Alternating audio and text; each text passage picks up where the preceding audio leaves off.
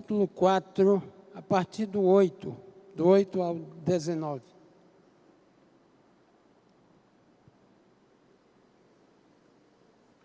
Mas quando não conhecieis a Deus, servieis aos que por natureza não são deuses. Mas agora, irmão, é do 4 até o 9, em sequência.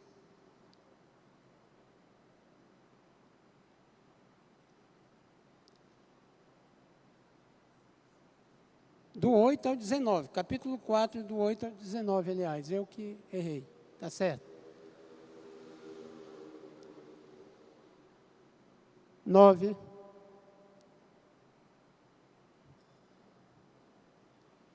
Mas agora, conhecendo a Deus, ou antes, sendo conhecidos por Deus, como tornais outra vez a esses rudimentos fracos e pobres, aos quais de novo quereis servir? Guardais dias e meses, e tempos e anos. Receio de vós que não haja trabalhado em vão para convosco. Irmãos, rogo-vos que sejais como eu, porque também eu sou como vós. Nenhum mal me fizestes. E vós sabeis que primeiro vos anunciei o Evangelho estando em enfermidade da carne. E não rejeitastes, nem desprezastes isso que era uma tentação na minha carne. Antes me recebestes como um anjo de Deus, como Jesus Cristo mesmo. Qual é, logo, a vossa bem-aventurança? Porque vos dou testemunho de que, se possível fora, arrancaríeis os vossos olhos e mos daríeis. Fiz-me, acaso, vosso inimigo, dizendo a verdade? Eles têm zelo por vós, não como convém, mas querem excluir-vos, para que vós tenhais zelo por eles.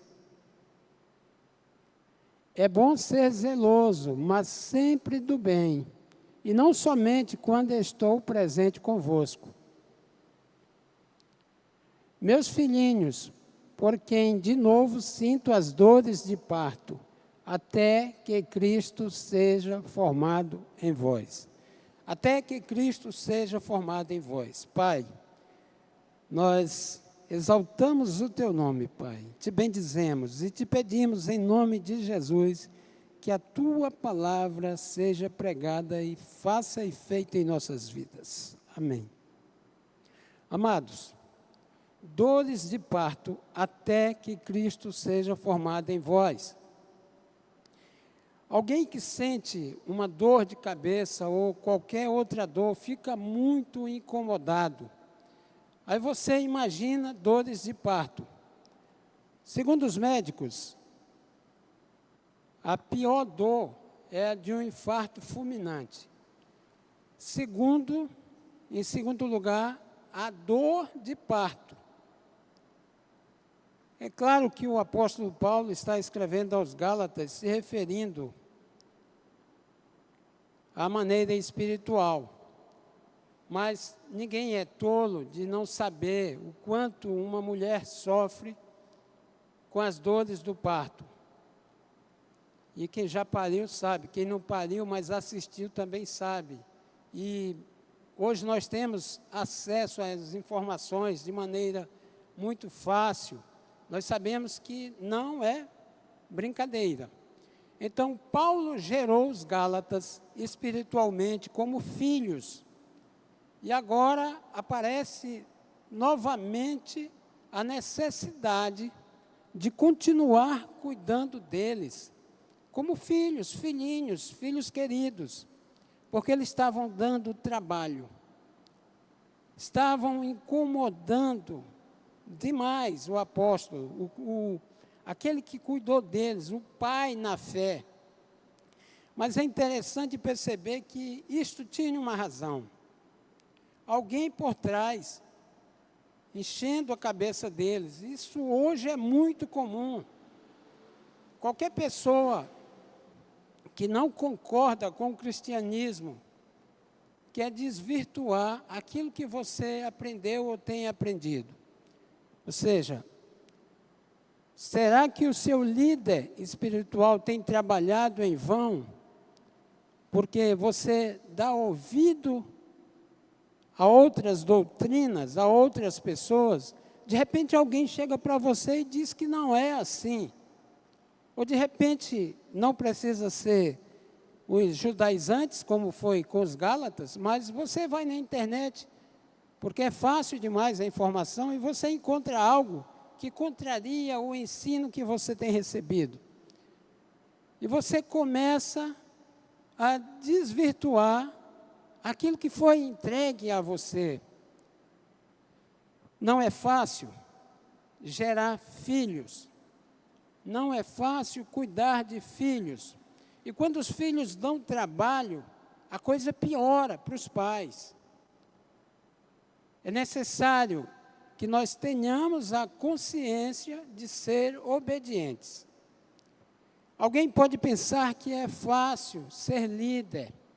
Alguém olha para um pastor, para um obreiro, para um evangelista, para um missionário e acha, ou entende, pensa de forma enganosa que é muito fácil estar naquela posição.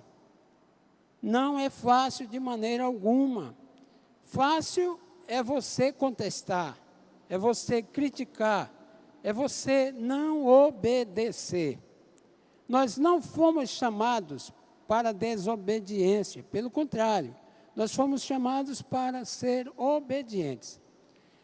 Eu vou dizer uma coisa a você, se você quer aceitar o que está escrito na Bíblia, com restrições, restrinja tudo, porque você não pode, ninguém pode anular nada do que está escrito na Bíblia. Eu acho interessante o nosso posicionamento enquanto necessitados de ajuda de um líder espiritual. Nós chegamos arrasados na presença de um pastor, na presença de alguém que lidera um grupo, ou de alguém que está mais próximo de nós. E aí nós desabafamos, choramos, ele tem paciência, ouve, ele ou ela. E nós pedimos a ele aquilo que nós precisamos.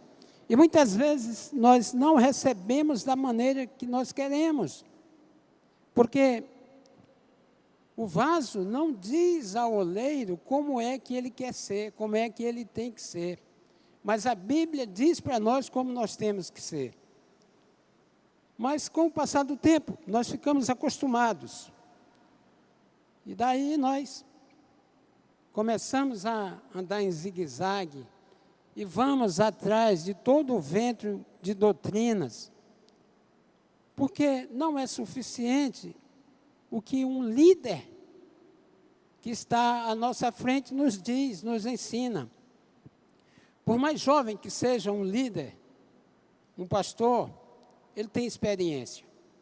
Ele foi forjado para aquilo. Existem coisas que só vivendo para saber. Você precisa participar dos momentos de solidão do seu pastor. Às vezes você olha para ele e não sente o peso que ele carrega. O peso de conduzir a glória de Deus na vida dele.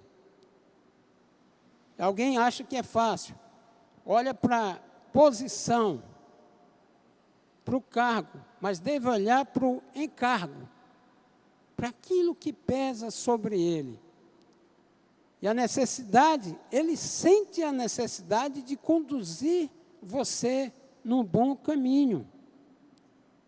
E às vezes nós achamos que não. O que tem acontecido muito ultimamente é pessoas se levantando contra a liderança. Os Gálatas, Eles estavam voltando aos rudimentos da lei. E Paulo chega para eles e os exorta, colocando frontalmente os valores da lei e os valores de Cristo. Nunca ninguém vai ser salvo pela lei. Se bem que a graça sempre esteve presente em todos os tempos. Mas é pela graça que nós somos salvos, e não pelos rudimentos da lei, não pelo que nós praticamos como rituais, ou com o que nós achamos que tem que ser. Não é o que nós achamos que tem que ser, é o que é o que está na Bíblia. A menos que você tenha um líder que esteja fora do padrão. E aí também não cabe a sua reclamação. Você pode ir embora, vai procurar um líder que te agrada. Mas enquanto você permanece na casa, você tem que ser obediente. Ninguém pode entrar na presença de um líder para gerar contestação, para ser um contestador, para ser um desafeto. Pelo contrário. Irmão, coloca em Hebreus 13, verso 17.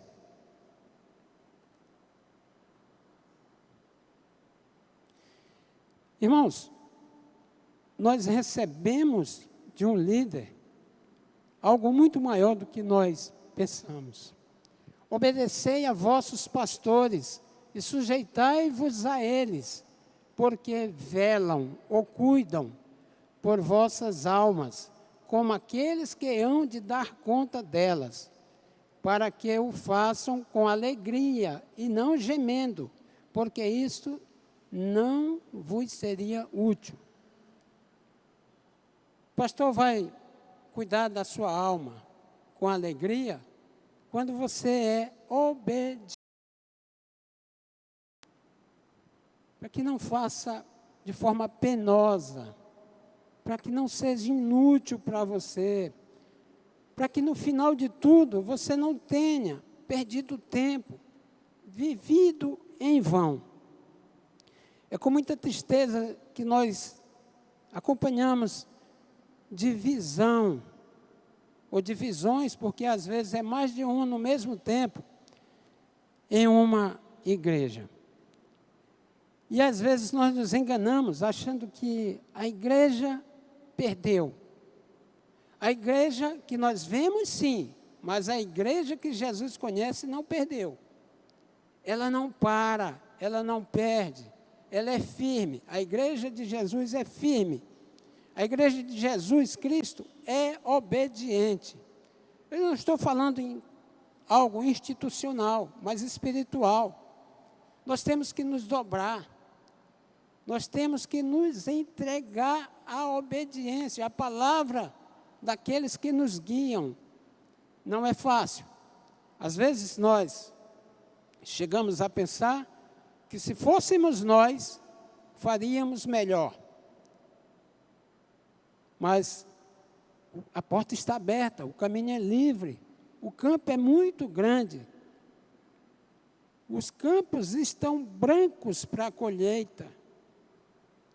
Mas nós entendemos que existe alguém com a obrigação de fazer aquilo, e esse alguém não sou eu, não é você.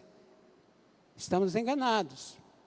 Irmãos, nós, na presença de Deus, somos cooperadores da obra, operando juntos na obra. Nós não somos contestadores. Você imagina alguém dentro de uma casa que é contrário a tudo. É contrário à cor dos móveis, é contrário à comida, à maneira que os donos da casa se conduzem. É melhor ir embora. Ou obedece ou vai embora. Por que há divisão de família? Porque há discordância. Então, nós precisamos ser obedientes, para não sermos pesados. Às vezes, nós achamos que agradamos, mas menos a Deus. Quando nós somos contestadores, nós agradamos a nós mesmos, ao nosso ego e nada mais. Nós precisamos, em primeiro lugar, fazer todas as coisas para a glória de Deus. A nossa vontade vem depois. A nossa vontade só pode vir, em primeiro lugar, se ela concordar com a vontade de Deus. O servo não diz ao seu senhor o que ele quer fazer ou não, o que deve fazer ou não. Engraçado é que nós observamos, por exemplo, se um soldado for desobediente, ele é penalizado. Se um atleta que pertence a uma agremiação for desobediente, ele é penalizado, ele é afastado, até romper o contrato. Mas nós, como somos livres, não observamos o que temos que fazer dentro dessa liberdade. E às vezes nós acabamos sendo escravos de nós mesmos. E vamos botar a culpa em outro. A culpa é do... Não é. A culpa é nossa. Nós temos que ter o raciocínio cristão, bíblico. Se nós quisermos fazer só como nós mesmos, vamos fazer errado.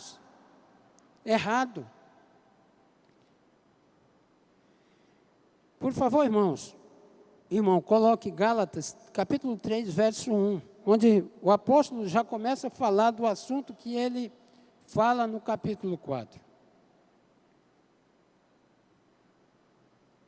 Gálatas 3, de 1 a 3.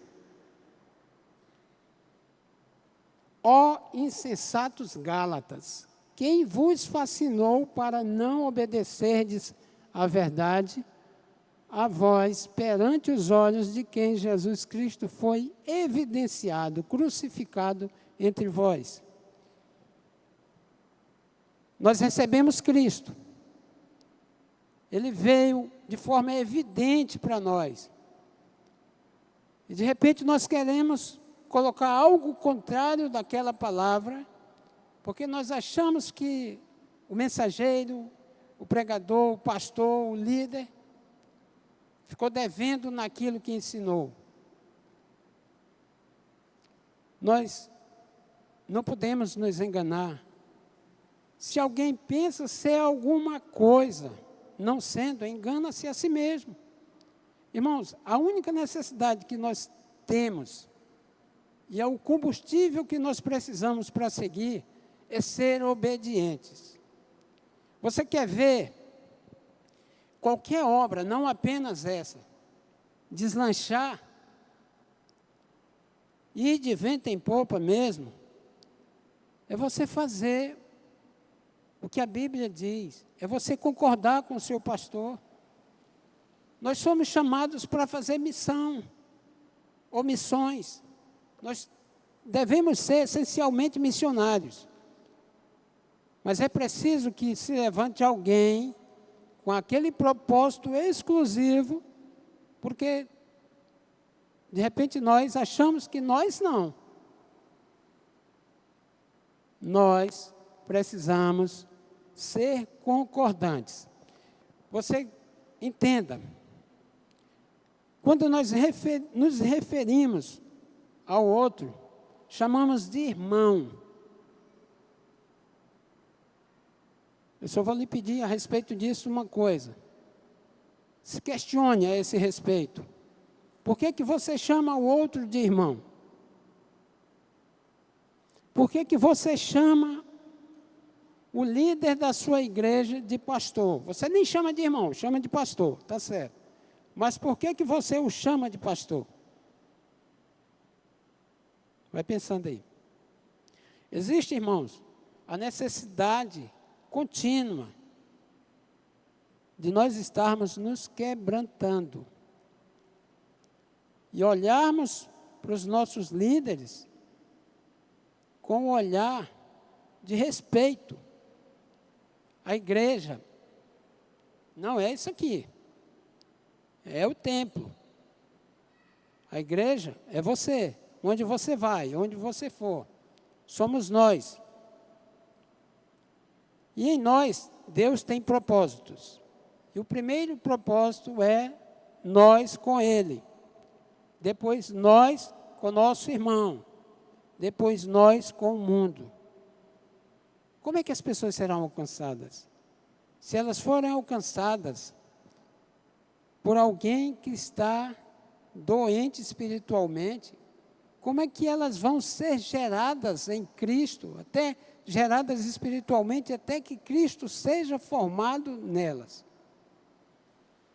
Nós precisamos nos reconstruir, nos examinar, olhar as nossas necessidades, porque como é que nós vamos falar para as pessoas de um Deus que não é suficiente para nós? Se nós não respeitarmos aquele que o representa diante de nós. Aconteceu lá, acontece aqui, acontece na Vila Angélica, acontece em todos os lugares onde se diz Igreja de Cristo. Porque em todos os lugares se levantam pessoas que se dão ao luxo, talvez luxo não, a perda de tempo, de ouvir doutrina diferente, ou de concordar com a doutrina, mas com restrição, ou com restrições, e não anda. Por que nós não crescemos na fé? Por que nós não desenvolvemos? Porque nós não buscamos. É preciso nós nos exercitarmos. Quem tem dom, quem tem talento, precisa ter esforço. Não tem como alguém que nasceu com dom para cantar, vai ter que treinar muito até cantar bem. Nasceu com dom para pregar, vai ter que treinar muito. Vai ter que ler muita Bíblia também. Vai ter que obedecer ao seu líder. Porque senão, você está confrontando Deus. Já pensou bater de frente com Deus? Pensa uma coisa, amado. Quem permite todas as coisas, ou que todas as coisas aconteçam, é Deus. Nada acontece sem a permissão de Deus. De repente você quer tirar o pastor de onde ele está. Fala com Deus. Se Deus permitir, você tira. Deus tira, você não. Interessante que um dia desse eu conversei com um pastor e ele me disse o seguinte. Eu passei 10 dias tentando falar com ele, até que ele me recebeu. E eu disse para ele, eu não vim aqui falar do assunto que aconteceu, eu vim orar com o senhor. Tá bom, oramos e eu sei das minhas obrigações, dos meus deveres e dos meus direitos. E eu sei que Deus mantém aqui até o dia que Ele quiser. Por isso, eu não vou diminuir um dia desse tempo. E eu disse para ele, também tem uma coisa. Se o senhor quiser ficar e não for a vontade de Deus, Ele até pode lhe matar. Pode até lhe fulminar para tirar daqui. E ele, eu não tinha pensado nisso. Pois é, assim como você deve obediência ao seu pastor, o seu pastor, com toda a carga emocional que tem sobre ele,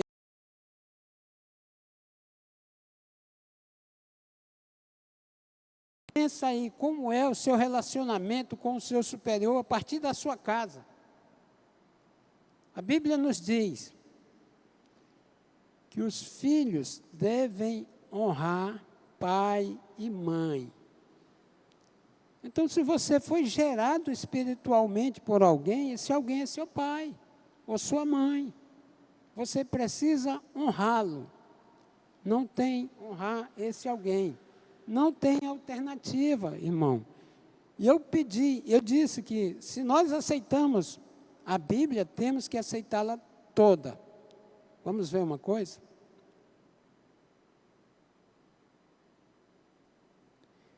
Gálatas 6, 6, por favor. Gálatas 6, 6. Irmãos, tem coisas que nós precisamos entender. Porque nós não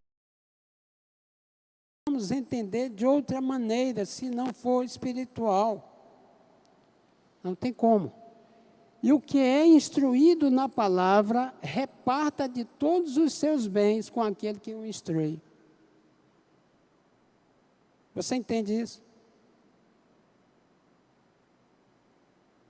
Procure entender.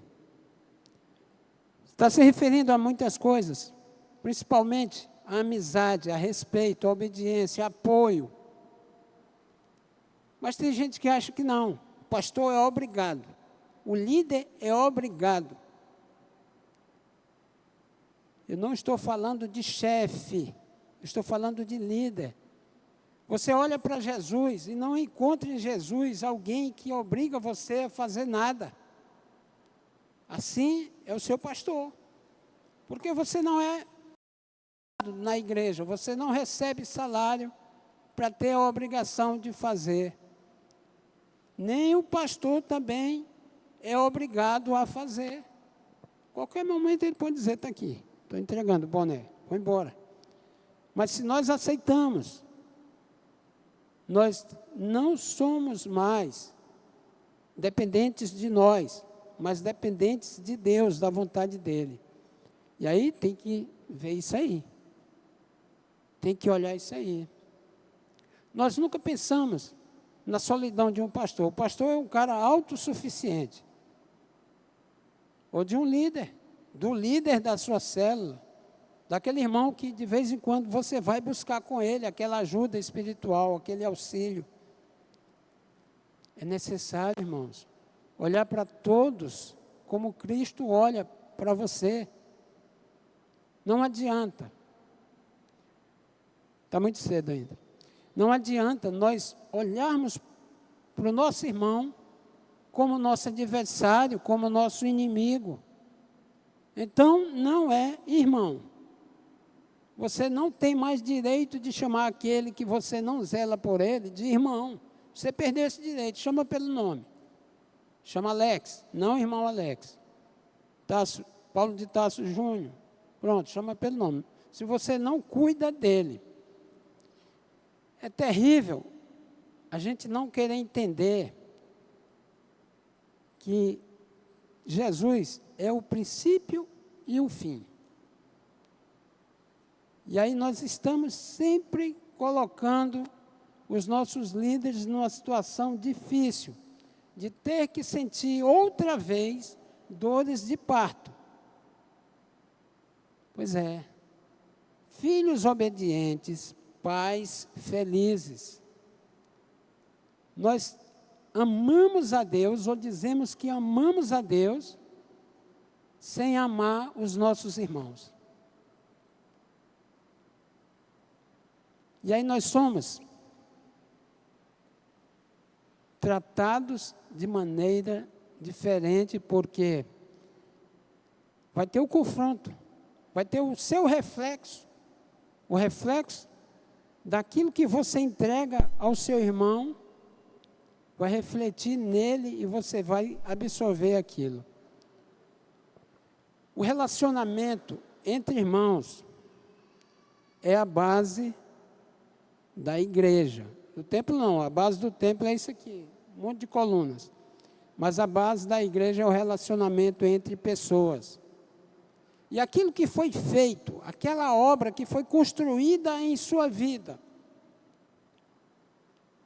ela deve ser preservada, conservada por alguém que foi escolhido por Deus para fazer aquilo. Então, você precisa confiar na sua liderança como você confia em Deus. Ou então começa a orar para Deus destituir essa liderança. Ou uma coisa ou outra. Ou você está integrado, ou você está fora. Ou é ou não é. Não dá para ser inimigo na mesma casa.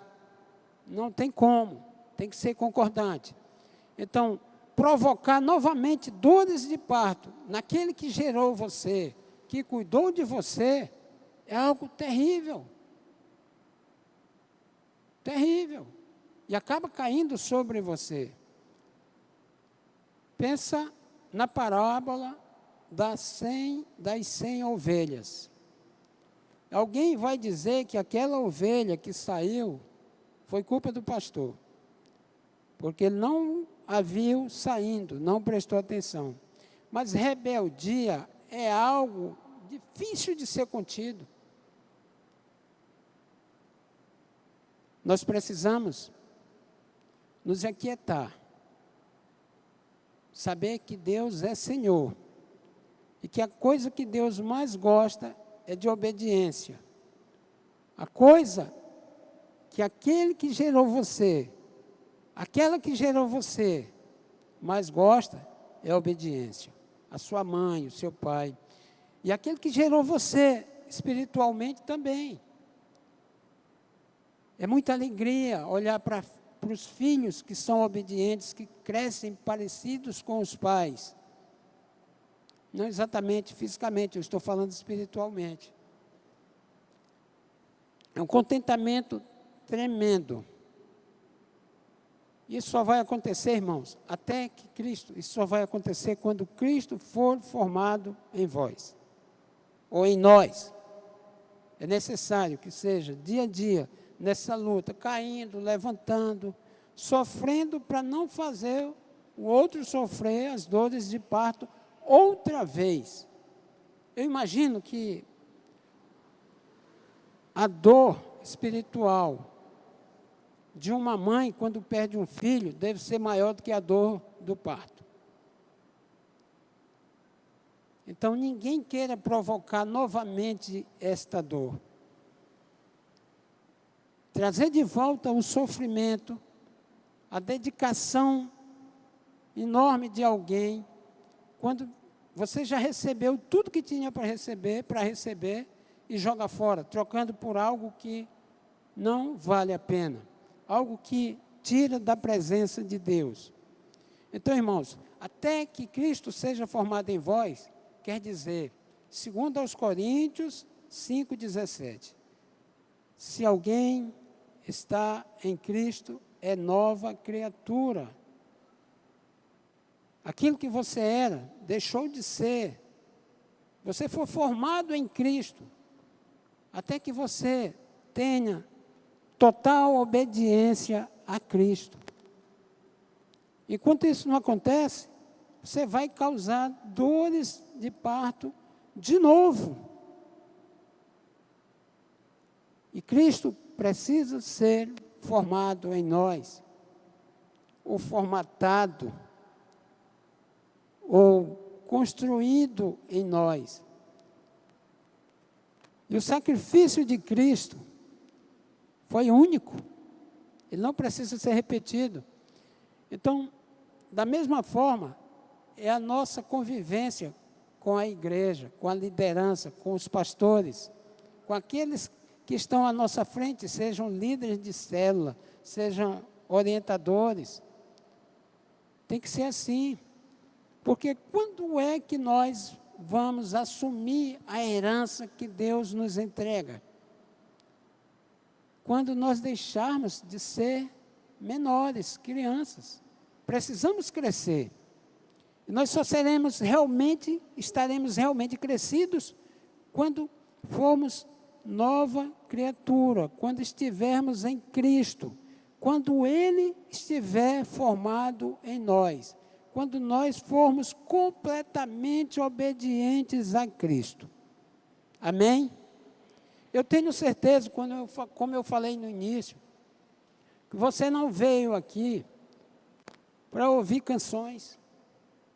Você pode ouvir no YouTube, quando você quiser.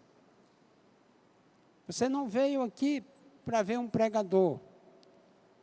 Você pode ver mensagens na internet quando você quiser. Aí que está o perigo, né? Mas eu tenho certeza E você precisa ser despertado para isto. Você veio aqui para adorar a Deus junto com os seus irmãos, com as outras pessoas. E não para gerar na sua mente contestação. Tem nada a ver com o seu coração, é na sua mente. Você é renovado pela sua mente. É a sua mente que tem que renovar você. Então, se você veio aqui para adorar a Deus, adore-o. E se você que nos visita hoje ainda não tomou a decisão de adorar somente a Deus na pessoa de Jesus, chegou o momento, amado. Se você que está nos visitando não fez a sua decisão, ou precisa novamente voltar, deixar os velhos rudimentos, o dia é hoje. E já que a igreja está adorando a Deus, eu quero pedir que a igreja esteja orando agora, para que o Espírito Santo venha conduzir as pessoas que acaso queiram, ou o Espírito Santo venha determinar na mente delas, que hoje é o dia delas tomarem a decisão de seguir Jesus, de servir Jesus, ou de voltarem para Jesus. Eu quero dizer para você, ninguém é mais amado por Deus do que você. Também não é menos amado. Você é muito amado por Deus, muito amada. Mas você precisa assumir o seu lugar de filho, de filha. E não apenas de quem está do lado de fora da casa. A porta está aberta. Você precisa entrar. Mas é preciso bater, tomar a decisão de pedir a Cristo para habitar com Ele. E eu quero convidar você nesse momento. Se o Espírito Santo está tocando você, a igreja está orando, para você tomar a sua decisão de receber Jesus como Senhor e Salvador da sua vida. A hora é essa. Tem uma igreja inteira orando por você. Eu quero saber se há entre nós alguém que hoje, nesse momento, está tomando a decisão de receber Jesus como Senhor e Salvador. Se você está tomando essa decisão agora, você pode acenar com a sua mão, pode ficar de pé, alguém vai lhe conduzir até aqui, nós vamos orar por você. Eu tenho certeza que você não vai encontrar na sua vida nada melhor do que seguir a Cristo. Nada melhor do que servir Jesus. O dia é hoje. A hora é esta. Amém. Glória a Deus. Alguém o conduz aqui, por favor. Se tem mais gente, levante-se. Tome essa decisão. O mundo não vai fazer por você o que a igreja de Jesus pode fazer. O mundo vai manter você cada dia mais distante de Deus. Vem, a hora é essa, vem. Toma a decisão. Fica de pé, alguém te traz até aqui. É necessário que você tome a decisão. Não se engane pensando que é filho ou filha de Deus. A palavra diz que a todos quanto creram, foi dado o poder de serem feitos filhos de Deus. Eu vou convidar você pela última vez. Se você resolve hoje tomar a decisão para servir a Cristo, a hora é essa. Se você quer retornar ao caminho, novamente voltar a servir Jesus, a hora é essa. Se não, peço que Deus continue tendo misericórdia de você e dando oportunidades. Mas o dia hoje, a hora é essa. Vamos pedir o pastor João Pedro que esteja orando pelo irmão. Como é seu nome? Eduardo. Já serviu? Está voltando? Eu estou querendo É a decisão a primeira vez? Não, já tá.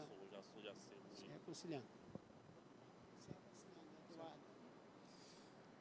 Nós temos aqui a reconciliação do Eduardo, que tem sido um trabalho de célula, a célula dos homens Zeta G1. Então ele se reconciliou e os homens estão aí trabalhando. Eu queria até pedir que os componentes da célula, da Zeta G1, que estejam aqui, que possam vir. Estão no apoio, né? Certo. Temos ali o Relatos. E pedir que sei que você já está cansado de estar sentado, você se colocasse em pé e no gesto de abençoar o Eduardo, estendesse a sua mão. Querido Deus, muito obrigado, porque o maior milagre que o Senhor pode operar na nossa vida é a salvação eterna. E nós te agradecemos pela vida do teu filho Eduardo, que o Senhor o chamou a voltar para ti. E nesta hora, ó Deus, que ele publicamente aqui demonstra a decisão que ele tomou. Nós impomos as nossas mãos em nome de Jesus, intercedendo por ele, ó Deus, rogando as mais ricas bênçãos celestiais sobre ele, sobre a sua família, e que o teu filho, o teu servo, a partir de agora, não olhe nem para a direita e nem para a esquerda, tampouco para trás, mas unicamente para Jesus, autor e consumador da fé. Nós também pedimos que o Senhor aplane os seus caminhos, de maneira que de cabeça erguida, ele a cada dia possa dizer que venceu mais um dia em nome de Cristo Jesus. Aqui nós suplicamos por ele as mais ricas bênçãos celestiais. Pedimos em nome e por amor de Jesus. Amém e amém. Irmão, Deus abençoe.